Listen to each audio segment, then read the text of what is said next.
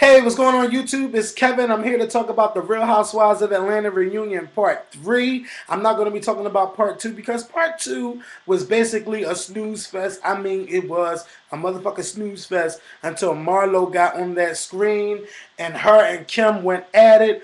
Her and Kim went at it about what I don't really remember, but all I know is they was calling Marlo a goddamn escort, basically, and she was talking about Kim and Big Papa and how Kim didn't have anything, and I don't understand how she thinks Kim doesn't have anything, and she's on the Real Housewives of Atlanta, and I mean I'm pretty sure she saved up the money that she got from Big Papa. That's what a real woman does, besides throwing it all around clubs and spending it on stupid stuff. Which anyway, I'm not even gonna get into that. So basically part 2 was a snooze fest. So part 3 starts off with Marlo back on the show. Now, can I just start off by saying this?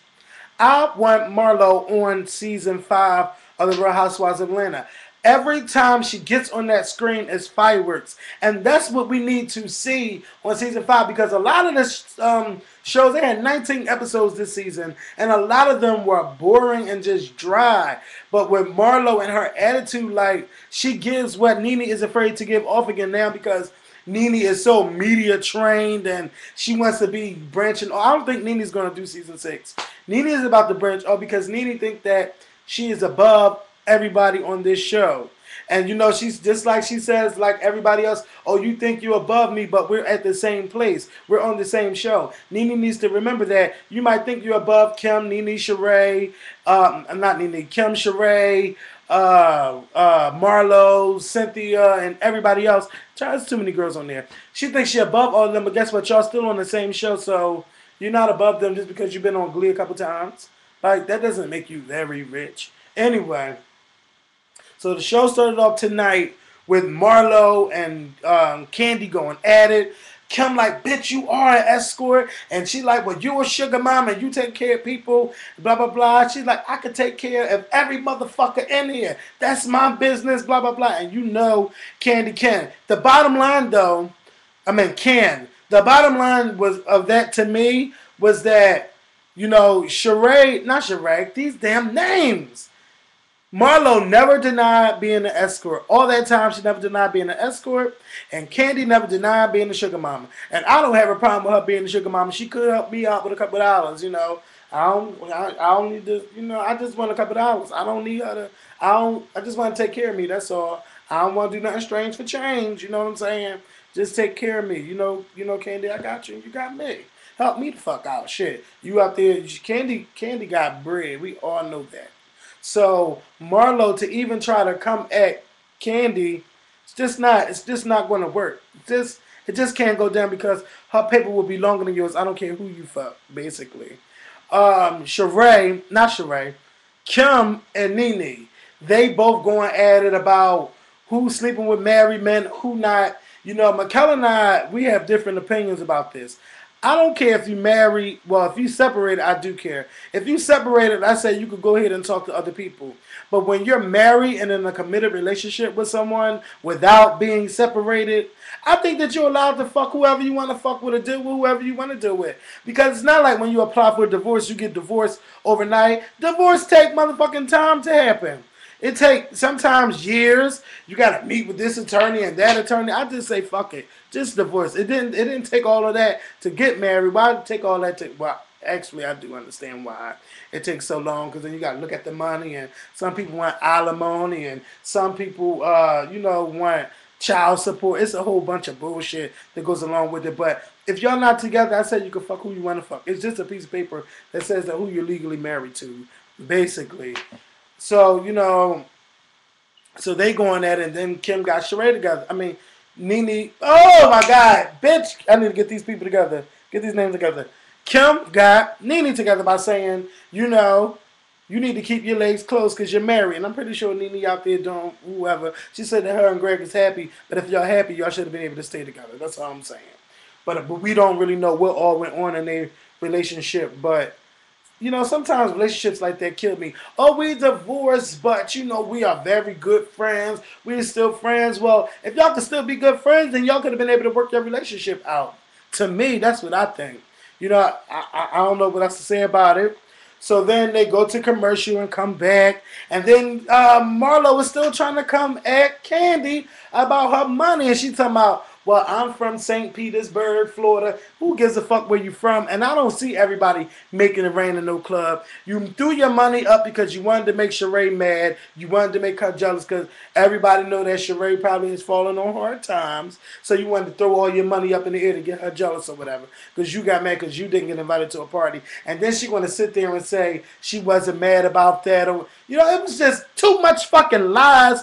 It was too much lies going on. Cynthia, we all know, bitch, that you turn into Dr. Jekyll and Mr. Hyde when it comes to your relationship with Nene. When Nene not around, you not for all the shit that be going down. But when soon as Nene gets around, oh, you don't have a problem with Nene. You love Nene. Nene is this and Nene is that. Cynthia, you need to find out who you are. You know, we don't need to talk about Cynthia no more for the rest of the show because she really try to get all big, bad, and tough with Kim. Like, bitch, sit down. You don't get big, bad, and tough with none of them. Oh, but now all of a sudden you want to get big, bad, and tough with Kim because you think you can beat Kim? Hey, who knows? I think you can beat Kim too. But that's the only time we ever seen you act like that because you think you could beat her. Get like that with Nene. Get like that with Marlo. You know, tell Marlo to calm down about her motherfucking labels and shit. That's what real friends do. What else happened? I'm trying to get all of this shit while it's in my head because I really, wanted to get this shit out. And then, they had the nerve to ask them, did Africa change them? Africa ain't changed them girls not one bit. The only thing it did was open up their eyes to that Africa has children that's hungry, that need clothes, that need good education and everything. If Africa really changed them, they would have realized and came to the realization. Well, I just said that. Came to the realization that all this arguing that we doing, this shit is petty and it's fucking bullshit. We arguing about labels. We arguing about who fucking who. We arguing about who got money. They could have been able to squash that in Atlanta. I mean, in Africa. But what did they do? They brought all their problems there, and then they took all their problems from Africa all the way back home. That's all them bitches did. That's all they did. And then I know Marlo ain't learned nothing because all she did was turn her room into a damn shoe store with all these different label shoes. How is that changing you and you're still in Africa and you're wearing this? Oh, I don't want to get this on my Louboutin shoes and I don't want to get this. This is Prada. I don't know. I'm just trying to name labels. I don't wear that label stuff because that don't define who I am. But some of them girls think that them labels do define who they are. So anyway, Charles, what else happened after that? So after that, they did a back down memory lane. They had a back down memory lane with Sheree. Somebody tweeted me, Kevin, Sheree should have known right there that she was getting fired. Because, I mean, they went through every fight that girl been through just to be like, yes, girl, this is going to be our farewell to you without saying farewell. And then, what else happened after that? After that, they was talking about Big Papas and all of that stuff again. This is my problem with Kimberly, if that's her real name. Kimberly thinks that Big Papa, she wants to live in a world where Big Papa never existed. And that's total bullshit. She needs to stop acting like he was never in the picture. That's not how she got her money. Because what else were you doing? How was you making your money besides the Real Housewives of Atlanta? I've never seen you work anywhere. I've never seen you say you was a realtor or showing people homes and all of that stuff. I've never seen you be a nurse on the show. Only thing we knew was you had a lot of motherfucking money and you still have a lot of money because Big Papa was taking care of you and your family. And you was probably saving everything that he was giving you. You had everything in storage. It doesn't matter if you rent a home, buy a home. It doesn't matter. But don't act like you didn't use some of that with Big Papa's money. Don't act like he never existed because sometimes you have to remember your past to remember where you came from. You just can't say, oh, I don't want to talk about it. That's it. That drains the shit out of me every time. I don't like when people do that, try to act like their past never existed. It's your past, but, don't try to act like it never existed to make yourself feel good or look better.